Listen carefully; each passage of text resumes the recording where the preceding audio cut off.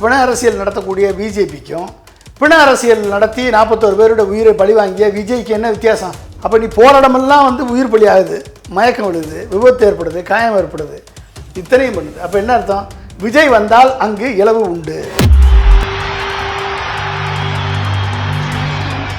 விஜய் உருவாக்கிய கூட்டம் ஃபுல்லாக தற்கொலை கூட்டம். அந்த தற்கொலை கூட்டத்துக்கு கண்ட்ரோல் கிடையாது, ஒன்றும் கிடையாது. தண்ணியை போட வேண்டியது, ஆட வேண்டியது. விஜய் பஸ்லேயே போய் விழுந்து செத்தாலும் சாவாங்க.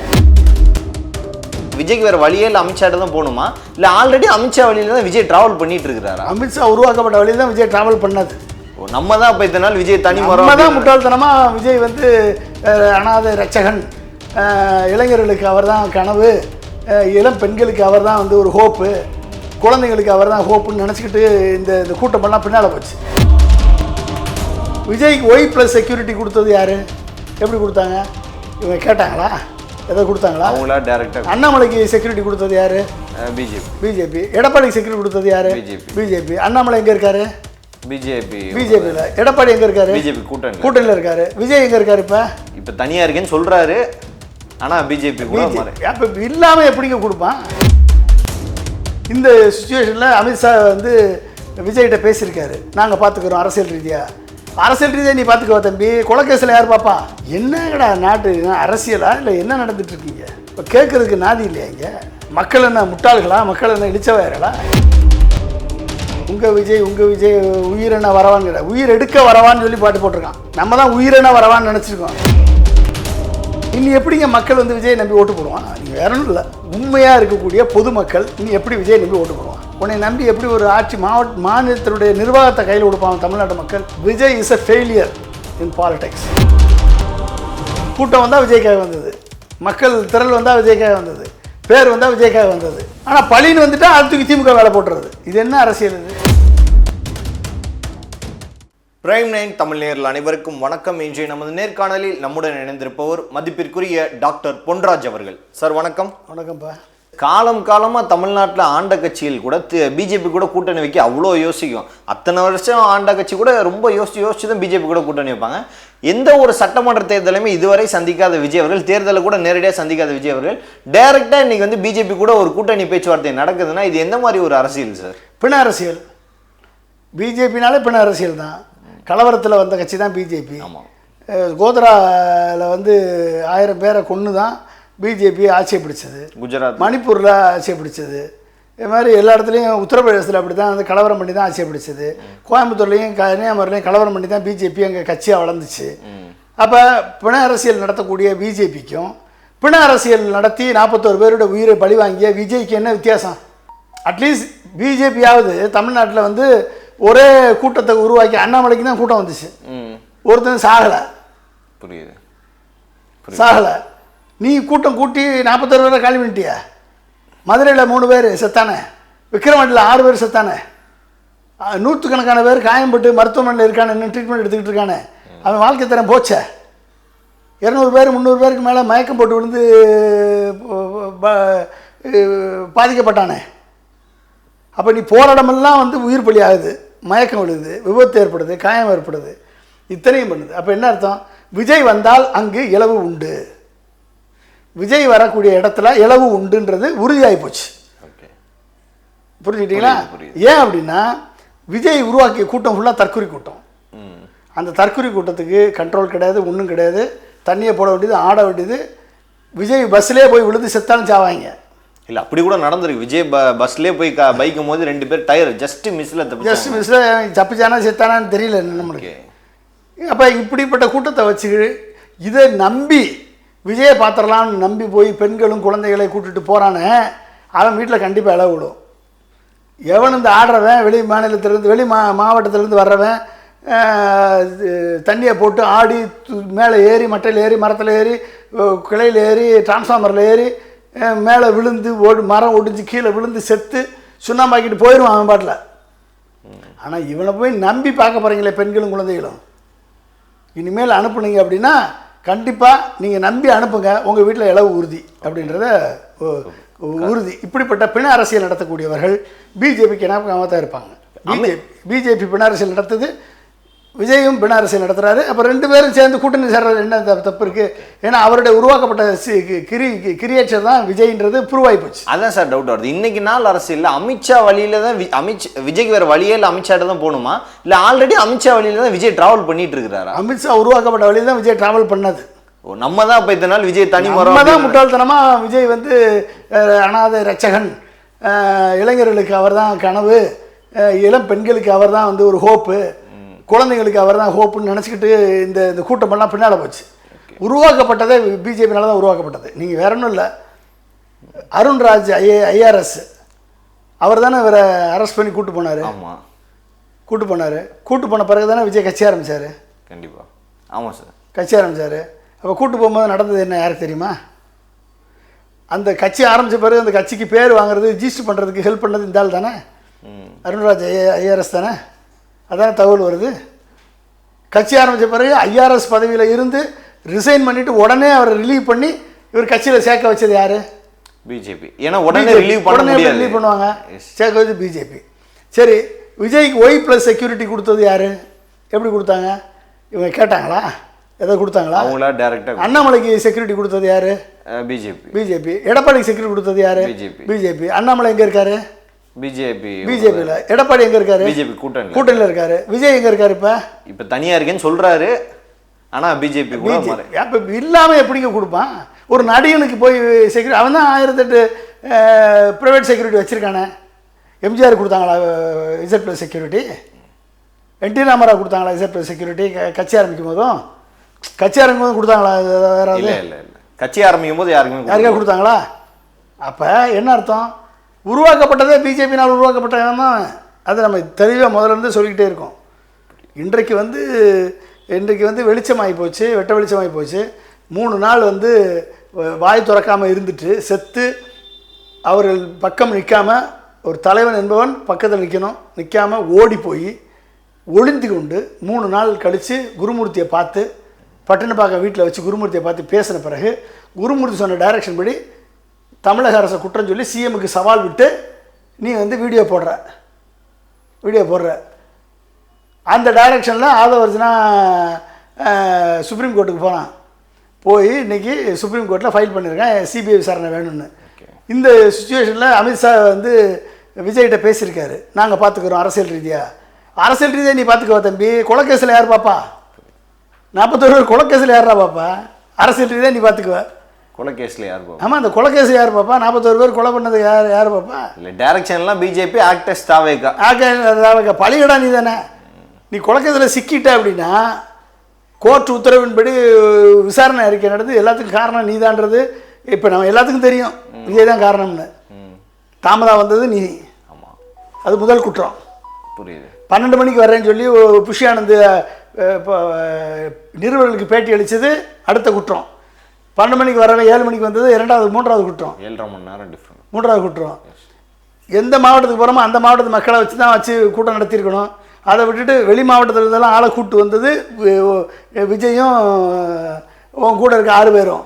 ஏற்கனவே ஸ்டாட்டிக் க்ரௌடை போலீஸ் போகாதுன்னு சொன்ன பிறகு மீறி வந்தது அதுக்கு அடுத்த குற்றம்.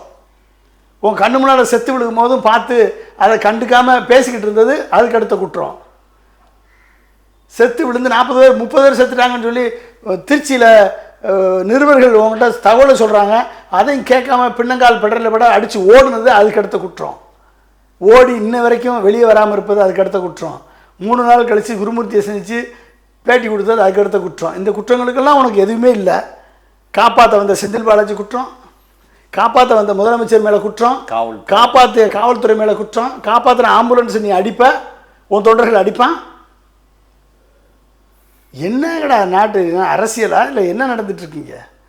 இப்போ கேட்குறதுக்கு நாதி இல்லையா? இங்கே மக்கள் என்ன முட்டாள்களா? மக்கள் என்ன இழிச்சவாயர்களா? என்ன அர்த்தத்தில் இங்கே நடந்துட்டுருக்கு? இப்போ இதை எப்படி நம்ம ஒரு ஒரு நல்ல அரசியல்னு எப்படி ஏற்றுக்க முடியும்? இது எல்லாத்துக்குமே விஜய் சுற்றி உள்ள அந்த 4 பேர் தான் காரணம் சார். 4 பேர் தான் காரணம். இன்னைக்கு ஓடி போயிட்டாங்க 4 பேரும். 4 பேர் தலைமறைவாக இருக்கான்ல. குற்றவாளி தானே தலைமறைவாக இருப்பான். ஆமாம், உன் குற்றமற்றவனா நீ நேரடியாக வந்திருக்கணும் இல்லையா? அரெஸ்ட் பண்ணு சொல்லி வந்திருக்கணும்ல. அரெஸ்ட் பண்ணி ஜாமீனில் எடுத்து வா, கேஸை பாரு. புரியுது. உனக்கு என்ன பிரச்சனை? நான் என்ன சொல்கிறேன், இவங்க அத்தனை பேருமே வந்து இது திட்டமிட்ட படுகொலை. இவங்களுடைய வெறிக்காக உருவாக்கப்பட்ட படுகொலை. உங்கள் விஜய் உயிரென வரவான்கிற, உயிர் எடுக்க வரவான்னு சொல்லி பாட்டு போட்டிருக்கான். நம்ம தான் உயிரென வரவான்னு நினச்சிருக்கோம். உங்கள் விஜய் உயிரென வரவான்னு கேட்டு பாட்டு போட்டோம். உங்கள் விஜய் வந்தால் உயிர் எடுத்து தான் போவான் அப்படின்றது நிரூபமாக போச்சு. ஓகே, அப்போ எப்படி இருக்கணும்? இப்போ அதிமுக பாஜக கூட்டணிக்குள்ளே கண்டிப்பாக விஜய் போயிடுவாருன்னு நின்றீங்களா சார்? இல்லை வந்து இப்போதைக்கு பேச்சுவார்த்தைக்கு மட்டும் விஜய் அந்த இதில் இருப்பார்? தெரியல. நீ இது சிபிஐ விசாரணை வாங்கி கொடுத்துட்டாங்க அப்படின்னா அது எப்படி அவங்க கூட்டணிக்கு வரல, ஒன்று கூட்டணிக்கு வரணும், கூட்டணிக்கு வர ஒத்துக்கிட்டா தான் சிபிஐ விசாரணைக்கு நாளைக்கு சுப்ரீம் கோர்ட்டை சொல்லுவாங்க. அவங்களும் ஒரு நிபந்தனை வச்சிருப்பாங்க. இல்லைன்னா நீ என் கூட கூட்டணி வராத ஐடிஎம்கேவோட கூட்டணி போன்னு சொல்லுவாங்க. டிஎம்கே அவங்கள பொறுத்த டிஎம்கே வரக்கூடாது, டிஎம்கே வந்துடக்கூடாது. ஏன்னா மாநிலத்துக்காக சுயாட்சிக்காக குரல் இருப்ப டிஎம்கே வரக்கூடாது. மாநில மக்களுக்கு நல்லது செய்கிற டிஎம்கே வரக்கூடாது. தமிழ்நாட்டை பொருளாதாரத்தில் 2 மடங்கு வளர்ச்சியை உருவாக்கிய டிஎம்கே வரக்கூடாது.